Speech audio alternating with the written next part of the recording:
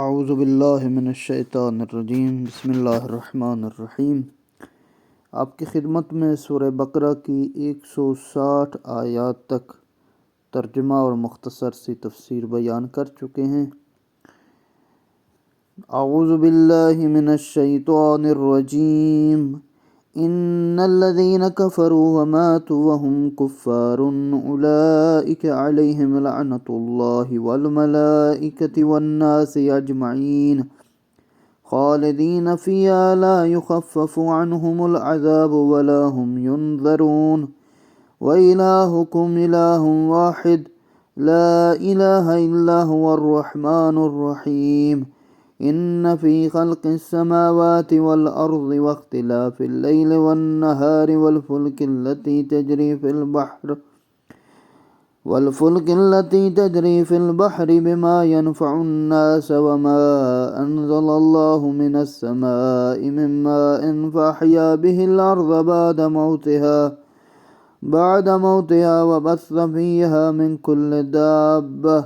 وتصريف الرياح والسحاب المسخر بين السماء والأرض لآيات لقوم يعقلون ومن الناس من يتخذ من دون الله أندادا يحبونهم كحب الله والذين آمنوا أشد حبا لله ولو يرى الذين ظلموا إذ يرون العذاب أن القوة لله جميعا وأن الله شديد العذاب۔ خدا ارشاد فرما رہا ہے، جو لوگ کفر اختیار کرتے ہیں اسی حالت میں مر جاتے ہیں، ان پر اللہ، فرشتوں اور تمام لوگوں کی لعنت ہے، اور اس میں ہمیشہ رہیں گے، نہ ان کے عذاب میں تخفیف ہوگی نہ ہی انہیں مہلت دی جائے گی۔ اور تمہارا معبود ایک ہی معبود ہے، اس رحمان و رحیم کے سوا کوئی معبود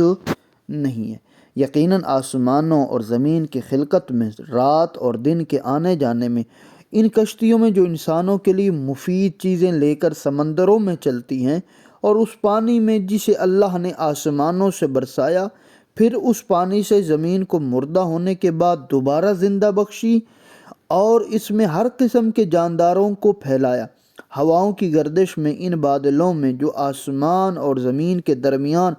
مسخر ہیں، عقل سے کام لینے والوں کے لیے نشانیاں۔ تھوڑی سی اس کی وضاحت اس اعتبار سے ہے کہ امام جعفر صادق علیہ السلام کا فرمان ہے کہ یہ جو ہوا ہے اس کے میں بہت سارے فوائد ہیں۔ حیات بخش ہے، تنفس کے ذریعے اعضاء کا تحفظ ہے، آواز کی منتقلی ہے، خوشبو کی منتقلی ہے، حرارت ہے، بادلوں کی منتقلی ہے، درختوں کی بارداری ہے، کشتی رانی، کھانے کی چیزوں میں نرمی، آتش سوزی کا سبب، موسم میں خنکی ہوتی ہے، رطوبت ہوتی ہے۔ یعنی خلاصتاً ذات پروردگار کی اس نعمت کا یوں جملہ فرمایا، موجودات ارضی کے لیے ہوا حیات بخش ہے۔ پھر آگے خدا ارشاد فرما رہا، اور لوگوں میں سے کچھ ایسے ہیں جو اللہ کے سوا دوسروں کو اس کا مد مقابل قرار دیتے ہیں، ان سے ایسی محبت کرتے ہیں جیسی محبت اللہ سے رکھنی چاہیے، اور ایمان والے تو سب سے زیادہ اللہ ہی سے محبت کرتے ہیں۔ کاش یہ ظالم لوگ عذاب کا مشاہدہ کر لینے کے بعد جو کچھ سمجھنے والے ہیں اب سمجھ لیتے کہ ساری طاقتیں صرف اللہ ہی کی ہیں، اور یہ کہ اللہ سزا دینے میں نہایت شدید ہے۔ اذ تبرأ الذین اتبعوا من الذین اتبعوا وراءوا العذاب وتقطعت بهم الاسباب وقال الذین اتبعوا لو ان لنا کرة فنتبرأ منهم كما تبرؤوا منا كذلك يريهم الله أعمالهم حسرات عليهم وما هم بخارجين من النار يا أيها الناس كلوا مما في الأرض حلالا طيبا ولا تتبعوا خطوات الشيطان إنه لكم عدو مبين إنما يأمركم بالسوء والفحشاء وأن تقولوا على الله ما لا تعلمون وَإِذَا قِيلَ لَهُمُ اتَّبِعُوا مَا أَنزَلَ اللَّهُ قَالُوا بَلْ نَتَّبِعُ مَا أَلْفَيْنَا عَلَيْهِ آبَاءَنَا اولو کان آباؤہم لا یعقلون شیئا ولا یہتدون۔ اور اس وقت کا خیال کرو جب رہنما یعنی امام اپنے پیروکاروں سے اظہار براءت کریں گے اور عذاب کا مشاہدہ کریں گے اور تمام تعلقات ٹوٹ کر رہ جائیں گے۔ اب اس میں خالق کائنات ارشاد فرمانا چاہ رہا ہے کہ ان لوگوں کی بات ہے کہ جنہوں نے حق کو نہیں پہچانا بلکہ شخصیات کی جاہ و جلالت کو دیکھ کر انہیں دیکھا بڑے لوگ ہیں، انہیں حق کا معیار سمجھا۔ حضرت علی علیہ السلام ایسے لوگوں کے بارے میں ارشاد فرمایا حق شخصیات سے نہیں پہچانا جاتا، حق کو پہچان لو پھر تم اہل حق کو بھی پہچان لو گے۔ پھر ارشاد فرمایا اور دنیا میں جو لوگ ان پیروکاروں کے تھے وہ کہیں کاش ہمیں ایک بار دنیا میں واپس جانے کا موقع مل جانا تو ہم بھی ان سے اسی طرح کا اظہار براءت کرتے جس طرح یہ آج ہم سے اظہار براءت کر رہے ہیں۔ اس طرح اللہ ان کے اعمال کو سراپا حسرت بنا کر دکھائے گا اور وہ دوزخ سے نکل کر نہیں پائیں گے۔ لوگو، زمین میں جو حلال اور پاکیزہ چیزیں انہیں کھاؤ اور شیطان کے نقش قدم پر نہ چلو، یقیناً وہ تمہارا کھلا دشمن ہے۔ اس آیت سے اصل حلیت ثابت ہوتی ہے، یعنی کہ زمین میں موجود چیزیں دو شرطوں کے ساتھ انسان کے لیے مباح ہیں، یعنی اس کو استعمال کر سکتا ہے۔ پہلی شرط یہ کہ حلال ہوں، دوسری شرط یہ ہے کہ پاکیزہ ہوں۔ پھر فرمایا وہ تمہیں برائی اور بے حیائی کا ہی حکم دیتا ہے اور اس بات کا کہ تم اللہ کی طرف وہ باتیں منسوب کرو جن کے متعلق تم علم نہیں ہے، اور جب ان سے کہا جاتا ہے کہ اللہ کے نازل کردہ احکامات کی پیروی کرو تو وہ جواب دیتے ہیں کہ ہم تو اس طریقے کی پیروی کریں گے جس پر ہم نے اپنے آباء و اجداد کو پایا، خواہ ان کے آباء و اجداد نے نہ کچھ عقل سے کام لیا ہو اور نہ ہدایت حاصل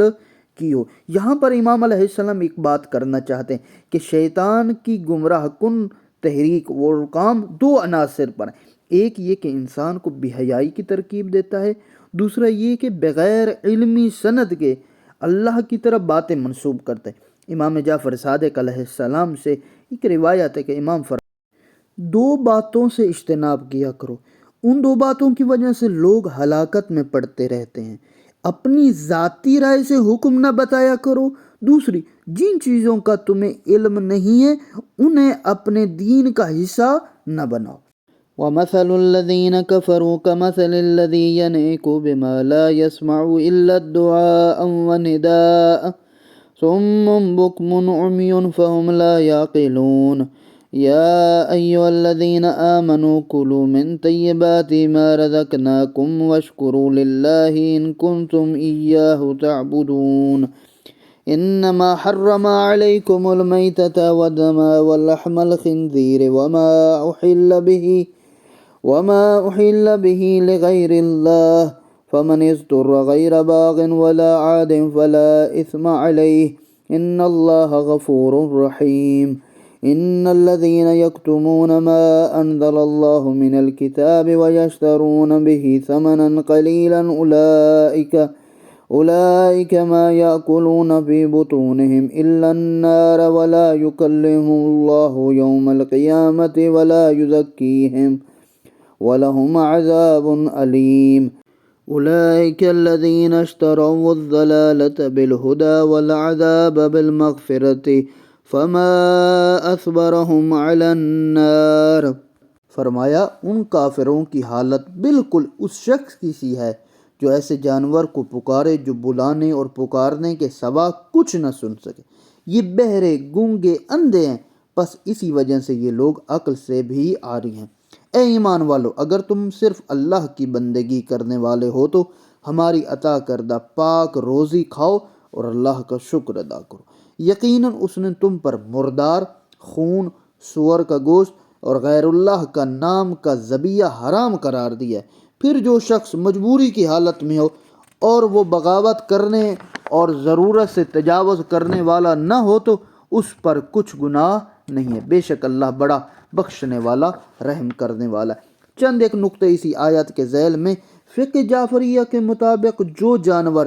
ذبح شرع کے بغیر مر جائے یعنی اسے مردار کہا جاتا ہے، اس مردار سے ہر قسم کا استفادہ حرام ہے، چنانچہ اس کا چمڑا اس کے ذریعے سے پاک الاجزاء استفادہ بھی نہیں کیا جا سکتا، جبکہ دوسرے مذاہب میں اسے پاک اور جائز سمجھا جاتا ہے۔ اور جو لوگ اللہ کی نازل کردہ کتاب کو چھپاتے ہیں اور اس کے عوض میں حقیر قیمت حاصل کرتے ہیں، یہ لوگ بس اپنے پیٹ آتش جہنم سے بھر رہے ہیں، اور اللہ کی قیامت کے دن ایسے لوگوں سے بات ہی نہیں کرے گا اور نہ انہیں پاک کرے گا، اور ان کے لیے دردناک عذاب ہے۔ یہ وہ لوگ ہیں جنہوں نے ہدایت کے عوض ضلالت اور مغفرت کے بدلے عذاب خرید لیا۔ تعجب کی بات ہے کہ آتش جہنم کے عذاب کے لیے ان میں کتنی برداشت ہے۔ ان دو آیات میں خالق کائنات ارشاد فرمانا چاہتا ہے، یعنی جو لوگ حقیر دنیاوی مفادات کی خاطر احکام خداوندی کو درست بیان نہیں کرتے، دراصل وہ اپنے شکم کو آگ سے بھر رہے ہیں۔ یہ تجسم اعمال پر دلالت کرتی ہے، یعنی دنیا میں انسان اس دنیا میں جو بھی عمل انجام دیتا ہے وہ آخرت میں مجسم ہو کر اس کے سامنے آئے گا۔ جو لوگ احکام خدا کو چھپاتے ہیں اور دنیا میں مال و دولت کماتے ہیں، قیامت کے دن یہی مال آگ کی شکل میں اختیار کرے گا۔ اور اللہ تعالیٰ ان کی نادانی اور بے عقلی بیان فرماتا ہے کہ یہ لوگ احکام خدا کو بھی جانتے ہیں اور یہ بھی جانتے ہیں کہ ان کے چھپانے کا انجام ضلالت اور جہنم ہے، اس علم کے باوجود بھی یہ لوگ آتش جہنم میں جانا کے لیے آمادہ ہیں، اور یہ مقام تعجب ہے۔ ذَلِكَ بِأَنَّ اللَّهَ نَزَّلَ الْكِتَابَ بِالْحَقِّ وَإِنَّ الَّذِينَ اخْتَلَفُوا فِي الْكِتَابِ لَفِي شِقَاقٍ بَعِيدٍ لَيْسَ الْبِرَّ أَن تُوَلُّوا وُجُوهَكُمْ قِبَلَ الْمَشْرِقِ وَالْمَغْرِبِ وَلَكِنَّ الْبِرَّ من آمن بالله واليوم الآخر والملائكة والكتاب والنبيين وآتى المال على حبه ذوي القربى واليتامى والمساكين وابن السبيل والسائلين وفي الرقاب وأقام الصلاة وآتى الزكاة والموفون بعهدهم إذا عاهدوا والصابرين في البأساء والضراء وحين البأس أولئك الذين صدقوا وأولئك هم المتقون يا أيها الذين آمنوا كتب عليكم القصاص في القتلى الحر بالحر والعبد بالعبد والأنثى بالأنثى فمن عفي له من أخيه شيء فاتباع بالمعروف وآداء إليه بإحسان ذلك تخفيف من ربكم ورحمة فمن اعتدى بعد ذلك فله عذاب أليم ولكم في القصاص حياة يا أولي الألباب لعلكم تتقون كتب عليكم إذا حضر أحدكم الموت إن ترك خير الوصية للوالدين والأقربين بالمعروف حقا على المتقين۔ اور یہ سزا اس وجہ سے ہے کہ اللہ نے کتاب تو حق کے مطابق نازل کی تھی، اور جن لوگوں نے کتاب کے بارے میں اختلاف کیا یقیناً وہ دور دراز کے جھگڑے میں پڑے ہوئے ہیں۔ نیکی یہ نہیں ہے کہ تم اپنا رخ مشرق اور مغرب کی طرف پھیر لو، بلکہ نیکی تو یہ ہے کہ جو کوئی اللہ، روز قیامت، فرشتوں، کتاب اور نبیوں پر ایمان لائے اور اپنا پسندیدہ مال قریبی رشتہ داروں، یتیموں، مسکینوں، مسافروں اور سائلوں پر اور غلاموں کی رہائی پر خرچ کرے اور نماز قائم کرے، زکوٰۃ ادا کرے، نیز جب معاہدہ کرے، وعدہ کرے تو اسے پورا کرنے والے ہوں، اور تنگ دستی اور مصیبت کے وقت اور میدان جنگ میں صبر کرنے والے ہوں، یہی لوگ سچے ہیں اور یہی لوگ متقی ہیں۔ اللہ نے مسلمان یعنی نیکی کا، اچھائی کا، پرہیزگار کا ایک معیار بتا دیا۔ اے ایمان والو، تم پر مقتولین کے بارے میں قصاص کا حکم لکھ دیا گیا، آزاد کے بدلے آزاد، غلام کے بدلے غلام، عورت کے بدلے عورت۔ ہاں، اگر مقتول کے بھائی کی طرف سے قاتل کو قصاص کی کچھ چھوٹ مل جائے تو اچھے میں دیت کا مطالبہ کیا جائے، اور قاتل کو چاہیے وہ حسن خوبی کے ساتھ اسے ادا کرے۔ یہ تمہارے رب کی طرف سے ایک قسم کی تخفیف ہے اور مہربانی ہے، پس جو اس کے بعد بھی زیادتی کرے گا اس کے لیے دردناک عذاب ہے۔ یہودیوں کے ہاں ایک قصاص ایک لازمی اور ناقابل تلافی سزا ہے۔ قصاص کی سزا فقط خاص حالات میں دی جا سکتی ہے۔ عیسائیوں کا عقیدہ ہے اسلام نے یہاں عادلانہ اور راہ اختیار کی، اور 3 راہوں میں سے ایک راہ اختیار کرنے کا حق دیا ہے۔ اگر قصاص کرنا چاہتے ہو تو خون کا بدلہ خون کے ذریعے، دیت دینا چاہتے ہو خون کا بدلہ مال کے ذریعے، اور اگر یہ بھی نہیں کرنا چاہتے، اس سے بھی زیادہ فراقی دل سے اختیار کرنا چاہو تو معافی، یعنی نہ خون لو نہ دیت لو۔ پھر اس کے بعد ارشاد فرمایا، اور اے عقل والو،